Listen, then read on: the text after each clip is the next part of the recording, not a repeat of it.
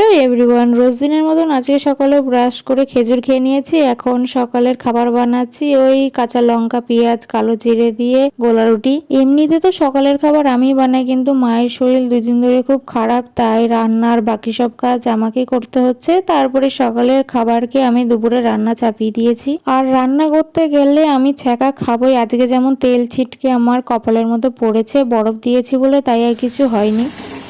আগের দিন তো নিরামিষ রান্না করেছিলাম, আজকে ডিমের কারি, উচ্ছে আলু ভাজা, আলু সেদ্ধ আর ভাত করেছি। তারপরে আমি এঁটো বাসন সব মেজে তারপরে ঘরটা মুছে নিয়েছি। তখনই আমার একটা অনলাইন পার্সেল আসলো। তারপরে আমি স্নান করে পুজো দিলাম, দিয়ে দুপুরের খাবার খেয়ে এখন আইসক্রিম খাচ্ছি। তারপরে আমি বিকেলবেলা রেডি হয়ে চলে এলাম গোপার বাড়িতে। হঠাৎ করে আমাদের আজকে প্ল্যান হয়েছে যে একটু বেরোবো। উর্মিলা, আমি, গোপা আর ওদিকে সুরজিৎ এসেছে। তো প্রথমে আসলাম সুভাষ কাকুর চায়ের দোকানে, আর পাশেই তো গঙ্গার ঘাট। আমি সুভাষ কাকুর চায়ের দোকানে প্রায় ওই 3-4 বার চা খেতে এসেছি, কিন্তু প্রথমবার যখন এসেছিলাম তখন চায়ে মালাই দিত, কিন্তু এখন আর মালাইটা দেয় না। মালাইটা দিলে কি চায়ের টেস্টটা একটু বেশি ভালো লাগে, এখনো খারাপ লাগে না, কিন্তু আগের মতন ওই টেস্টটা এখন পাই না। আমার এখনো কতটা চা খাওয়া হয়ে গেছে, কিন্তু আমার চা এখনো পড়ে রয়েছে।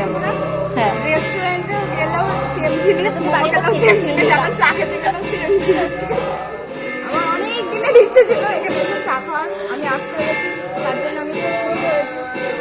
চা খেয়েই আমরা চলে এসেছি শপিং মলে। ওদিকে সুরজিৎ চলে গেছে, আর আমি, উর্মিলার গোপাই আছি। আর আমি শপিং মলে আসলে কিছু না কিছু তো কিনে নিয়ে যাব। কি কিনেছি সেটা তোমাদের বাড়িতে গিয়ে দেখাবো। তারপরেই চলে এলাম অসীম কাকুর দোকানে ফুচকা খেতে। অনেকদিন পরেই আসলাম, আগে তো বাধা ধরা ছিল। টিউশন থেকে যখনই বাড়িতে যেতাম ফুচকা খেয়ে যেতাম, আর বাড়ির জন্য ফুচকা নিয়ে এসেছি।